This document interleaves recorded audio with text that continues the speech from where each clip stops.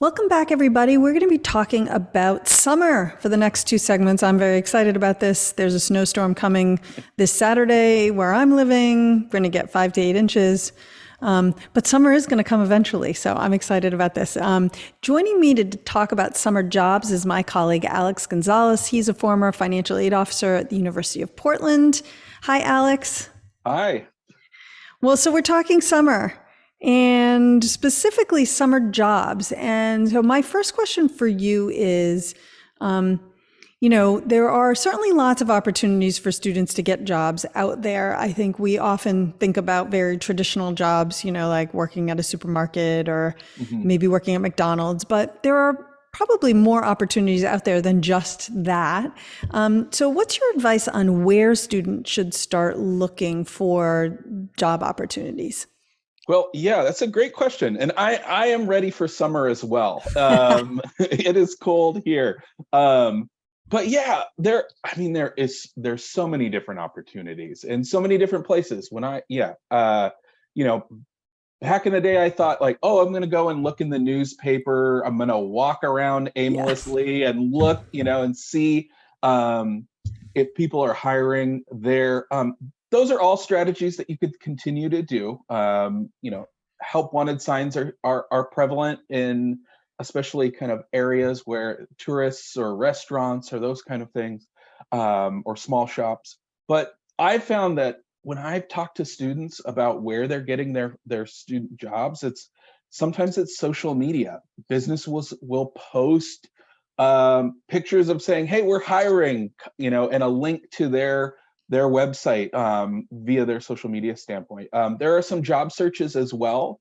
Indeed is one of them. There are kind of Craigslist. There are all these different places where you can find different types of job postings that are seasonal.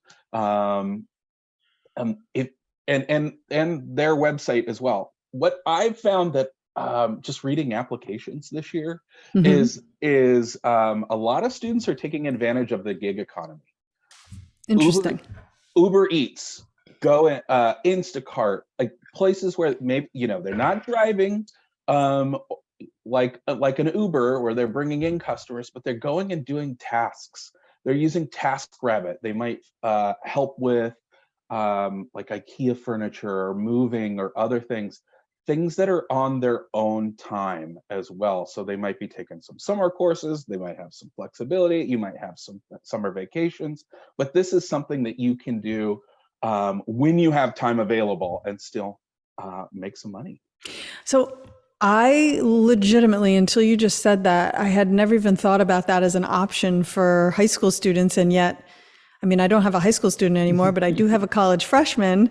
And I was thinking, he's great at putting IKEA furniture together. Like he could do something like that. Yeah. So that's a really good, I'm excited because I have an idea to give to him, which I'm sure he'll very much appreciate when he gets home. But, but I have an idea to give to him for some summer job ideas. But also, I think these are great for our listeners too. I also used to look in the newspaper. I mean, the newspaper. I don't think that's really an option anymore. It doesn't feel like one. But I also remember just driving around and putting in an application at like local restaurants and other places and hoping that they were hiring. Even I just remember going in and saying, "Are you hiring for the summer?" Yeah. And then filling out an application. Not my favorite time. So it's always nice if you know in advance that they're hiring. And oftentimes these days, like the applications themselves are online. So it certainly makes it a lot easier. Um, what's your what's your sense on timing of when students need to be doing this?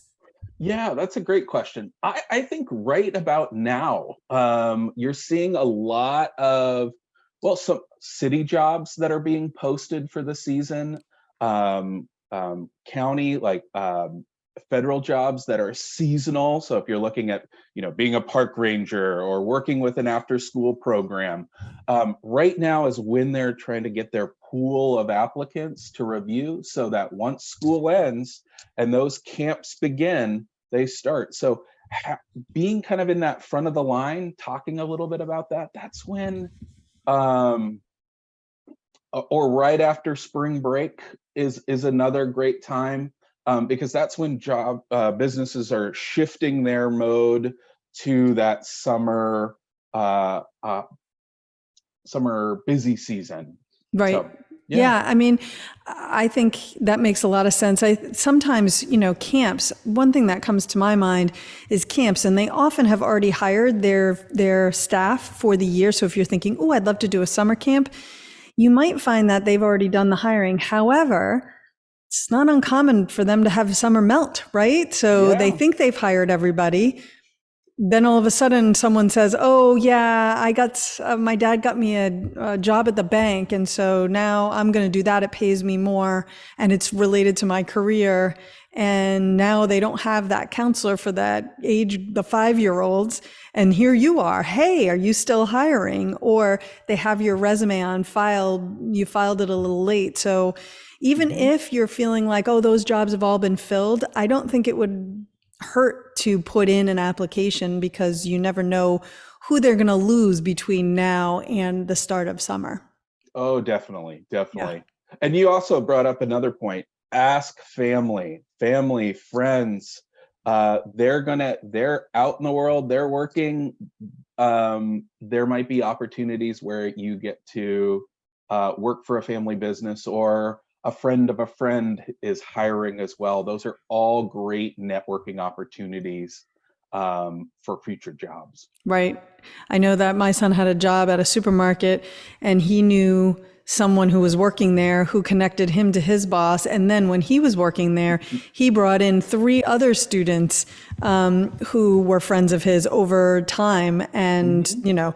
the supermarket was thrilled to have them, because they couldn't get enough teenagers in the door to do everything that they needed done. So it is such good advice, right? Talk to Yeah. your friends, talk to your family. I know people or students will say, well, we don't know anybody, but you'd be surprised. Your Hmm. teachers could know people. Yeah. I remember teachers recommending, oh, I have this friend, he owns this camp, and I've had your son in class. He'd be a great counselor. So it puts you at the front of the line, right? And that's unfortunately, probably unfortunately sometimes, but this is oftentimes how the world works. So, take advantage of your network. Don't sit around where everybody else takes advantage of it. You also Yeah. should take advantage of your own network, Oh, because it is definitely. there. Yeah. What are we didn't, and maybe we should have started here, but we're here now. So what does it matter? Well, we talk about summer, and in our next segment, we're going to be talking about other things that students can be doing with their summer aside from a job. I am a massive fan of a summer job, probably not least of which is because I also worked every summer Mhm. as soon as I was old enough. But what do you see as a reason why summer jobs are important for students? Yeah, yeah, that's a great question. And there's a lot of different reasons. One, right out of the gate, you're saving money, you're earning money that you can use for kind of, saving big ticket items. You can help save for college as well. Students can utilize those dollars. Think about it as you're creating your own scholarship that you can use Yeah. to pay for books, for personal expenses, maybe help out with tuition or your living expenses as well, pay for utilities or a couple of months of um, of rent if you're living off campus. But what does it do? It builds time management skills. Um, think about when you were in high school, you went to school 6 hours a day. In college, it's going to be 6 hours a week. There's going to be a lot of downtime. Yes. Having that skills, that time management motor, like running, because you're going to have to start compartmentalizing your day so that it doesn't all pile up. Develop skills they're not taught in the classroom. Your experience, your experiential learning, your problem solving, communication, diffusing situations, regardless of what you're doing. You're communicating and working through conflict and opportunities. But also kind of alluding to that idea of your network creates your next opportunity. I think that the experience that you're cultivating now really creates more opportunities and more experiences where you get to identify different opportunities in a faster manner. You can Yes. advocate for yourself for another opportunity. And these are great places to practice. So when you are off in your, with your degree, ready to go, hitting the ground running, in the real world, as they like to call it, you have those soft skills and that experience that you can draw from and feel confident. Yeah, I think that for a lot of my summer jobs, what I learned was this is not how I want to make a living, right? I worked in restaurants. Was a cocktail waitress. I did a lot of different things that I earned good money doing, but I Mhm. knew for me to be happy in my work, in my career, this was definitely not it. Service industry was not for me. But there are students who will do that and say, this is great, and go on and study hospitality management and make a career out of it. So, it's a great experience to try different things and figure out, like I think you were just saying, different skills that you're building, and also, recognizing, ooh, I'm really good at this. Yeah. Whatever I do for a living, it would be great if included this. And you'd be surprised what you can learn just, again, drawing on some of the jobs that I know. Both my stepson and my son worked in a supermarket, and they did all the different jobs that you can do as a teenager there, including running the service desk. And there was a certain element that my stepson really enjoyed about the service desk, the counting the money at the end of the night, and, settling things up, making sure all the cash registers had, what they were supposed to have. And he is now an accountant. Go figure. Yeah. I'm not sure he would make that connection, but you can make that connection if you're thinking about it. And Yeah. he's very happy as an accountant. So I think there's a connection there. But yeah. Oh, definitely. Well, and that sometimes though you don't realize it. You enjoy it, or you're drawn to it for a reason, and sometimes you just don't know why that reason is. It's that sense of accomplishment, it's that sense of finality, and a summer job can make that happen, even if you're scooping ice cream, Right. you know? Well, Yeah. and you're learning to navigate the world without your parents doing it for you in a perfect world, right? Mhm. So if you're scooping ice cream, you're probably not doing that for your mom or for your dad. You're doing that for a different boss, and learning what that relationship is like is definitely different than the ones you've had. And it's different than what you've had with your teachers. They're paying you real money, and they expect you to do the job and do it in a certain way. And I think it's a really valuable skill set. And I notice, again, I hate to ever make a blanket statement that you must do X, Y, or Z, because there are no blanket statements, but it is valuable when students have a job. And I am a big fan of it. And I think it could be valuable in the admissions process as well. So Oh, definitely.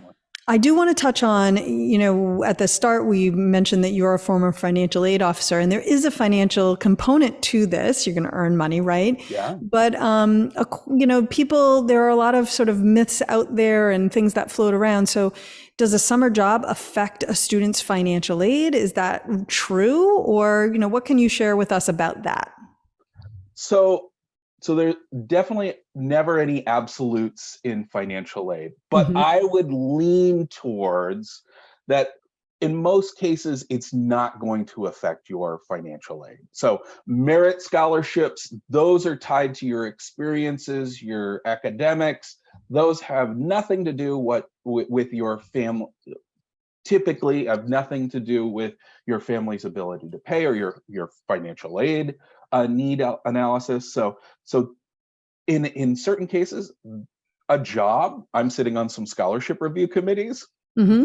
Having a job is one of those tenets that we are kind of adding into that rubric of, does this student deserve this scholarship, or will they be successful? Hmm. So it can really have a positive impact. With need-based financial aid, most likely not. If unless you're working 40 hours a week with above minimum wage jobs for an extended period, and an extended period I would say beyond 3 months, Hmm. that is really where you get to the point where we need to sit down and kind of say, let's work with a financial aid office, or work with an expert to kind of figure out, am I really am I losing something in my financial aid? But most colleges provide an allowance. So an expectation that your student's working, and there's an allowance in the financial aid forms up to $8,000 where you can earn, and it has no impact on your financial aid moving forward. Right. And if you're doing a job that's more than 40 hours at higher than minimum wage for longer than 3 months, is it really a summer job, right? It probably isn't. It's not a summer job. I did some math. I was like, whoa, you'd have to really, be working a lot and earning a lot. Yeah. Got it. All right. Alex, thank you so much for joining the show today. I really appreciate it. Always a pleasure. Thanks. Awesome. All right. We're going to take a quick break. And when we come back, we're going to be talking more summer, more opportunities, more of the different types of activities that students can do with that time. So don't go away.